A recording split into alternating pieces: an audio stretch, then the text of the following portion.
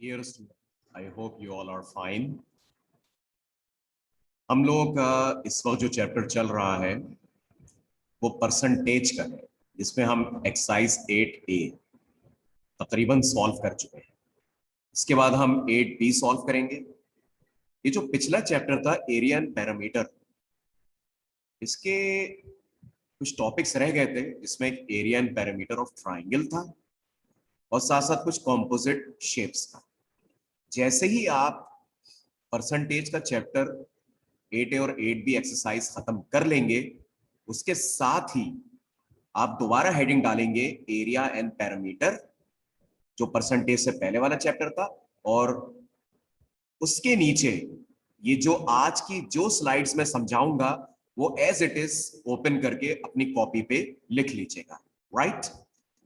इस दौरान कोई क्वेरी हो तो आप मुझसे मेरे पर्सनल व्हाट्सएप नंबर पे पूछ सकते हैं। आइए कंटिन्यू करते हैं। Area and parameter of triangle, क्योंकि हम एरिया ऑफ पैरामीटर रेक्टेंगल और स्क्वायर का कर चुके हैं। चलिए स्टार्ट देते हैं।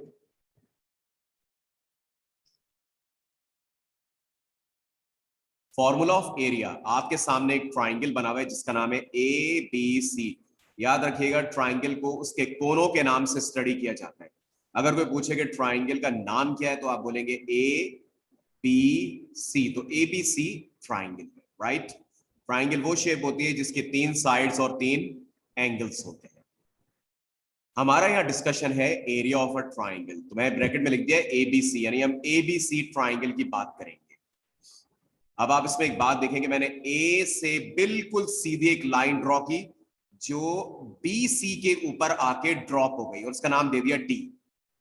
जब कोई सीधी लाइन आकर किसी जगह पे ड्रॉप होती है तो इस लाइन को कहते हैं बाइसेक्टर। क्या कहते हैं? बाइसेक्टर। और ये परपेंडिकुलर बाइसेक्टर कहलाएगा, क्योंकि ये आपका BC के सेंटर में गिर रहा है और दोनों तरफ 90-90 बना रहा है। लफ्ज परपेंडिकुलर का मतलब है कि ये लाइन जो आके जब यहां ड्रॉप होगी तो ये दोनों तरफ 90 बना रहा होगा, तो इसको बोलेंगे परपेंडिकुलर। और अगर यही लाइन BC के सेंटर में गिरेगी, यानी BD और DC की लेंथ जब बराबर होगी, तो ये कहलाएगा बाइसेक्टर। ये आपका असल में ट्राइंगल की हाइट होती है जो सीधी जा रही होती है।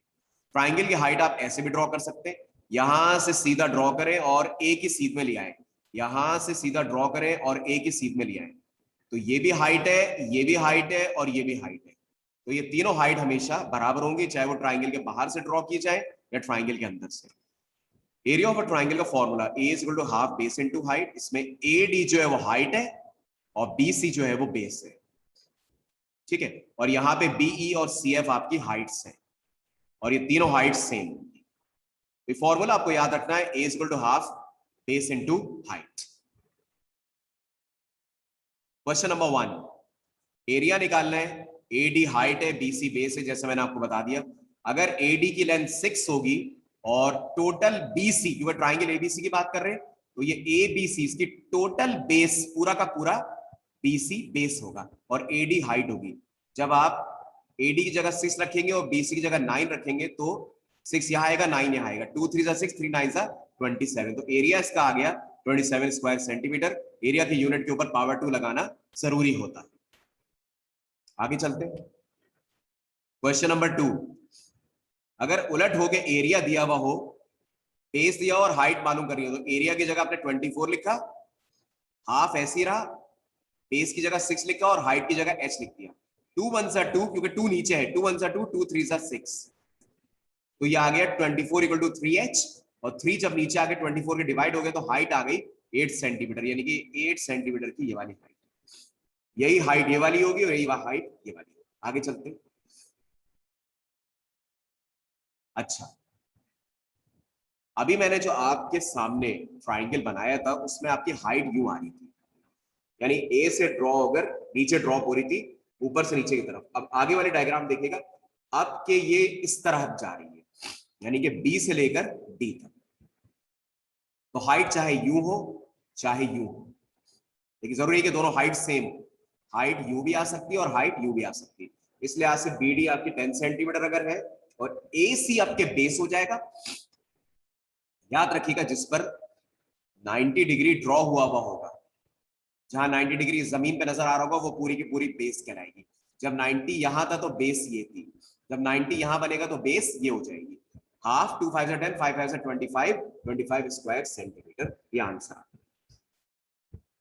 क्वेश्चन नंबर 4 काफी इंपॉर्टेंट क्वेश्चन। याद रहे कि इसमें ए डी बी ट्राइंगल को दो हिस्सों में रीड किया जा सकता है। ए डी बी ये भी 90 डिग्री है, सी डी डी ये भी 90 डिग्री है। अगर एरिया 24 है, हाइट 2.4 है।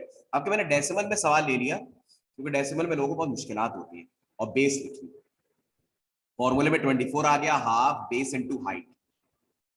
अब 2.4 से अगर कैंसिल हो रहा है तो सही है, वरना मैं क्या करूंगा, 2 को जाके 24 से मल्टीप्लाई करूंगा, ये होगा बेस इंटू 2.4, 24 इंटू 2 48, क्योंकि 2 नीचे था, 24 से वहां जाके मल्टीप्लाई हो जाएगा। फिर मैं 2.4 का डेसिमल रिप्लेस करूंगा, डेसिमल नीचे है तो ऊपर एक जीरो लग जाएगा, 480 अपॉन 24, तो ये आएगा बेस 20 सेंटीमीटर, यानी कि पूरा बेस ए सी आएगा 20 सेंटीमीटर, राइट। अच्छा, बाज दफा पूरे ट्राइंगल में बेस होता है, बाज दफा दो बेसिस भी हो सकते हैं। जैसे फॉर्मूला लिखा, एडी को हाइट ले लिया और बेसी, बीसी तो बेस है, लेकिन अगर मैं बोलूंगा ट्राइंगल एडीबी का एरिया निकाले, एडीबी का मतलब है अब आपको ये वाला ट्राइंगल लेना है, आपको फुल ट्राइंगल नहीं लेना, उसका मतलब बेस अब उसकी ये वाली हो। अगर होता ट्राइंगल एबीसी तो बेस ये पूरी हो जाती है। अब ये है ट्राइंगल एडीबी तो बेस सिर्फ इतनी होगी। BD 16 centimetre, AD height 8 centimetre, value put की, 2 8 16, 8 8 64 स्क्वायर सेंटीमीटर। एक और सवाल,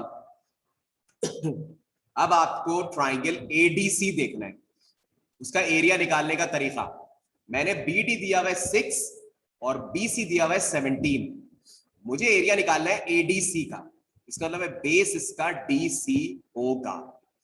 19 में से, आई एम सॉरी मैंने गलती से 17 लिख दिया, यहां 19 आएगा, 19 में से जब 6 निकालेंगे तो यहां 13 आ जाएगा, उस लिहाज से यहाँ बेस जो बनेगा वो होगा 13, और हाइट मैंने यहाँ पे 4 लिए, 2 2 4, 2 13 26। रिपीट करता हूं, मुझे आपके ट्राइंगल लेना है एडीसी। अभी तक मैंने जो क्वेश्चंस कराया उसमें फुल ट्राइंगल लिए तो बेस भी फुल होगी। अब दो बेसिस बन सकते हैं अगर एक एक ट्राइंगल लें। अगर आप ट्राइंगल एडीबी लेंगे तो बेस बीडी होगी, और ट्राइंगल एडीसी लेंगे तो बेस डीसी होगी, लेकिन हाइट सेम होगी। तो आ गया 13 सेंटीमीटर, क्योंकि 19 माइनस 6 आपको ये वाली बेस चाहिए, 19 माइनस 6 13, 2 2 4, 2 13 26 सेंटीमीटर स्क्वायर। अभी हमने area of a triangle discuss किया, अब पैरामीटर डिस्कस करते हैं। पैरामीटर होता है सम ऑफ ऑल द साइड्स। ये जो बाउंड्री का सम होता है ना, ये आपका पैरामीटर कहलाता है, लेकिन याद रखिएगा इसमें यह हाइट हरगिज नहीं आती। पैरामीटर की डेफिनेशन है सम ऑफ आउटर बाउंड्री, और आप ये देख सकते हैं कि हाइट इनर बाउंड्री है, तो जो आउटर बाउंड्री है ना A B B C and A A C, वो आपकी सारी की सारी साइड्स कहलाएंगी, तो इन तीनों का सम कहलाएगा पैरामीटर। उसमें फिर रिपीट करो, हाइट को हरगिज इंक्लूड मत कीजिएगा। सवाल आसान है, A B 6, A C 7.1 and B C 9.2, आप वैल्यूज रखें, दोनों को प्लस करें तो पैरामीटर आ जाएगा 22.3। आपने एक बात देखी, मैंने इसमें एडी यानी हाइट इंक्लूड नहीं की, क्योंकि पैरामीटर में इंटरनल बाउंड्री यानी हाइट इंक्लूड नहीं होती, चाहे कोई भी फिगर हो।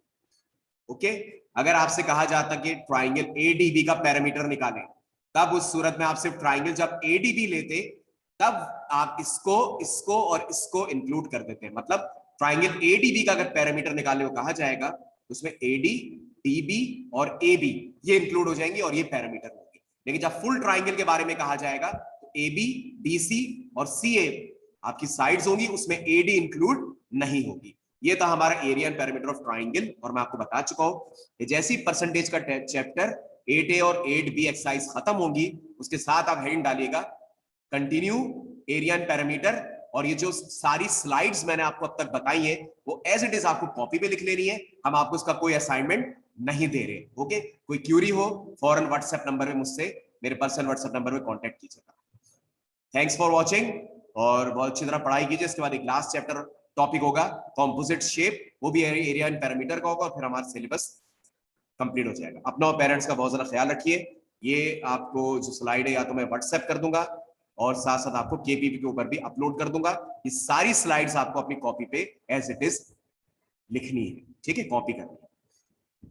ख्याल रखिएगा। अल्लाह हाफिज।